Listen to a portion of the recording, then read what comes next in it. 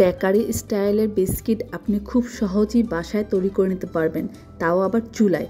খুব বেশিক্ষণ লাগবে না, আধা ঘন্টার ভিতর আপনার বিস্কিট রেডি হয়ে যাবে। দেখেন কত সুন্দর খাস্তা, প্রতিটা লেয়ার লেয়ার আছে। এটা একটি মিষ্টি কুকিজ তৈরি করছি আপনাদেরকে। একই ডো দিয়ে কয়েক রকম ডিজাইন করা যাবে, সেটাও আমি শেয়ার করবো আপনাদেরকে। কুকিজটা এতটাই খাস্তা হয় যে আপনি বাসায় চুলায় বানানো এটা কাউকে না বললে বুঝতেই পারবে না। দেখেন পিছনের সাইডটাও কত সুন্দর হয়। তো দেখানো যাক কী কী লাগবে আজকে এই বিস্কিট বানাতে। প্রথমেই আমি নিয়েছি ময়দা 2 কাপ পরিমাণে। এক্ষেত্রে প্যাকেটে আটাও ব্যবহার করতে পারেন। লবণ স্বাদ মতো দিয়ে চিনি দিয়েছি 1/2 কাপ পরিমাণের। চিনিটা আপনার চাইলে আইসিং সুগার ব্যবহার করতে পারেন বা পাটায় বা ব্লেন্ডারে ব্লেন্ড করে ব্যবহার করতে পারেন। আমি নর্মাল চিনি দিয়েছি, এটা কোনো ব্লেন্ড করে দেইনি। খাবার তেল বাটার মেল্ট করে নিয়েছি 1/2 কাপ পরিমাণে প্রথমে দিয়ে 2 টেবিল চামচের মতো আবার দিয়েছি। বাস একটা সফট ডো তৈরি হয়ে যাবে। এখন আমি এটাকে 10 মিনিটের জন্য ঢেকে রেখে দিব। 10 মিনিট পর আমি এটাকে কুকিজ শেপ দিব। যত সফট হবে তখনই দেখবেন যে আপনার এটা হয়ে গেছে, আর না হলে কিছুটা অয়েল বা বাটার ইউজ করে নেবেন। কুকিজ ডোটাকে আমি একটু শেপ করার জন্য সুন্দর করে মসৃণ করে ট্রেতে রুটির মতো করে নিয়েছি, হাত দিয়েই করেছি, একটু স্কোয়ার শেপ করে নিয়েছি। এখন কুকিজ কাটার দিয়ে কেটে নিচ্ছি। আপনার কাছে কুকিজ কাটার না থাকলে হাতের কাছে যা আছে গ্লাস বা যে কোনো বয়মের মুখা দিয়েও করতে পারেন সুন্দর শেপ।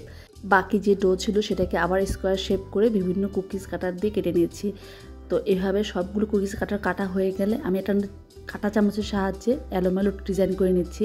এই ডিজাইনগুলো আসলে একটা নাইফের সাহায্য করে নিচ্ছি। আপনার পছন্দ অনুযায়ী ডিজাইন করে নিতে পারেন। আর এই ডিজাইনগুলো যখন ওভেনে বেক করবেন তখন পারফেক্ট কালার এবং সুন্দর ডিজাইনটা ফুটে ওঠে। আর চুলায় বেক করলে এই টাইপের বিস্কিটগুলোতে আপনার ডিজাইন এবং কালার কম আসে, তাছাড়া স্বাদ এবং খাবারের মান একই রকম থাকে। আর কালার সুন্দর মতো আসার জন্য আমি সেই একটা পদ্ধতি আছে, সেটাও দেখিয়ে দিব আপনাদেরকে। তো কিছুটাতে কিশমিশ, কয়েকটাতে আমি কাজু বাদাম দিয়ে আপনাকে দেখানোর জন্য যে কোনটাতে কীরকম ডিজাইন এবং কোনটাতে কীরকম ভালো লাগে সেটার জন্য আরও কয়েকটা কুকিজে বিভিন্ন ডিজাইনে করে নিচ্ছি। আপনারা যেরকম খুশি সেরকম ডিজাইন করতে পারেন।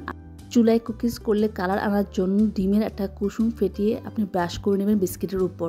আর কিছুটা সাদা তিল দিয়ে দিয়েছি। আপনার সাদা তিল না দিলেও কোনো সমস্যা নেই, জাস্ট সৌন্দর্যের জন্য, ডেকোরেশনের জন্য দিচ্ছি।